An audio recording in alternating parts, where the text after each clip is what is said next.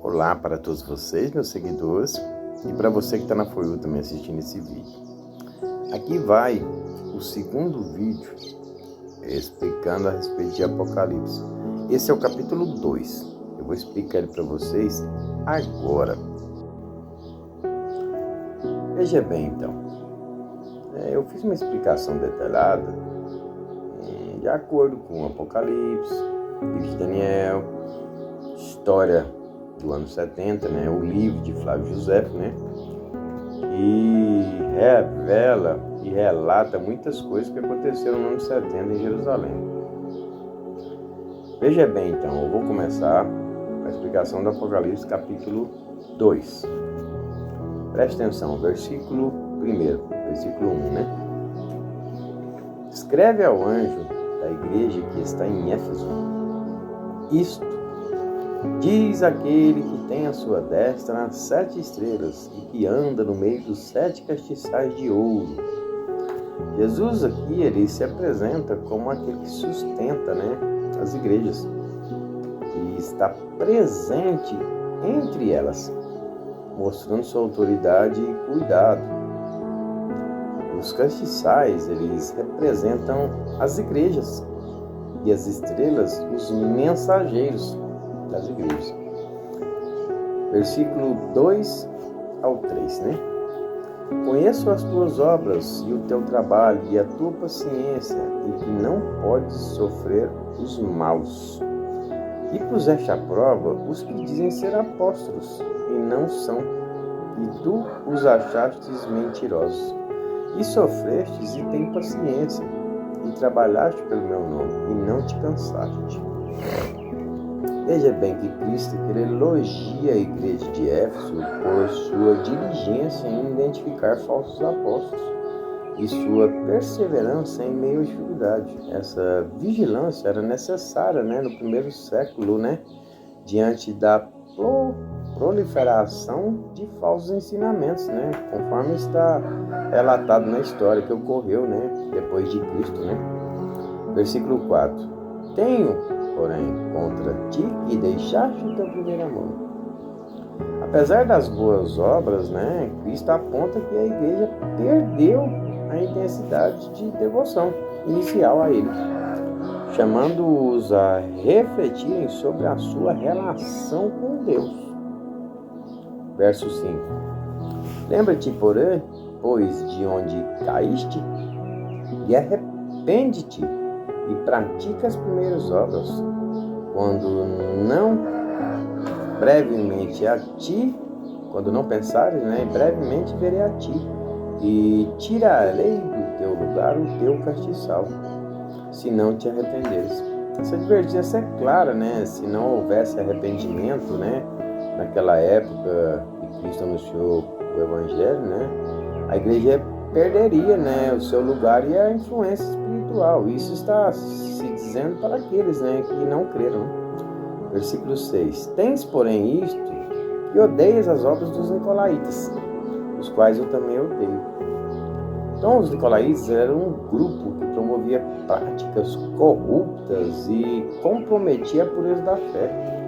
Cristo elogia Éfeso por rejeitar tais práticas, né?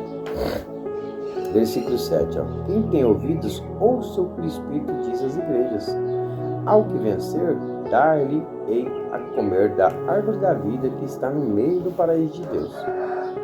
A promessa é a restauração, a plena comunhão com Deus, simbolizada pela árvore da vida, né? Conforme estava lá no Éden, que Adão negou, né?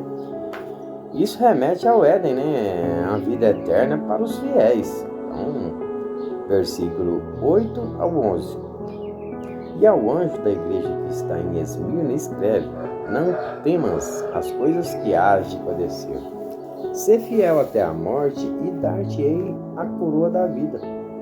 Então a igreja de Esmirna ela é elogiada por sua fidelidade sobre perseguição, com a promessa de vitória espiritual.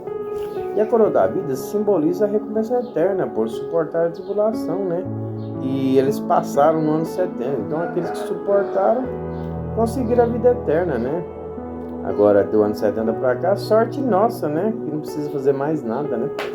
Versículo 12 até o 17. E ao anjo da igreja que está em Pérgamo escreve: tens aí os que seguem a doutrina de Balaão, e tens também os que seguem a doutrina dos nicolaítas. Cristo, ele reprova a tolerância da igreja em Pérgamo às doutrinas corruptas, como as de Balaão, né?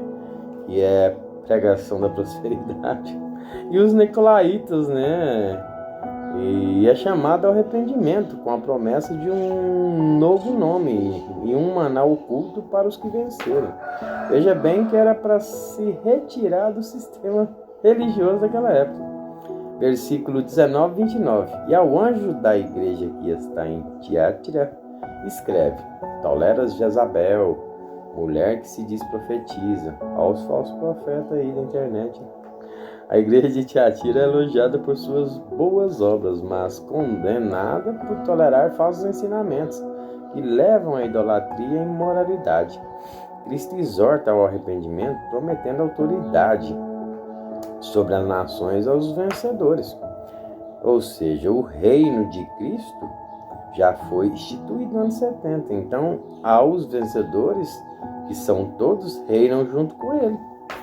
Se precisar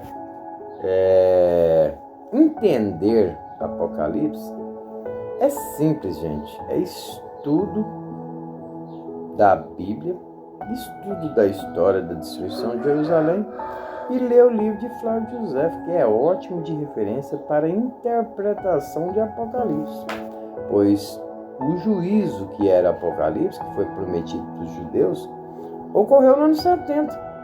Então, Apocalipse já é passado. É um livro velho, obsoleto, e tudo já foi cumprido. Hoje vivemos a nova aliança. Tudo foi perdoado, tudo foi consumado. Então agora, a partir da hora da nossa morte aqui na Terra, nós já vamos estar diante do Criador. Não existe um meio termo, vai ficar ali ou vai ficar acolá.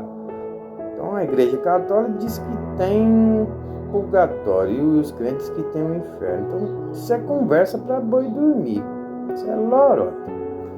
Então amanhã já vem o capítulo 3, a explicação do capítulo 3. Eu programei ontem o primeiro vídeo para sair para hoje, 6 da manhã, mas acabou que a programação deu errado, porque ele foi publicado foi ontem à noite mesmo. Então, já aproveitando o horário agora, 6 da manhã, já estou colocando esse, que é o segundo capítulo, ok?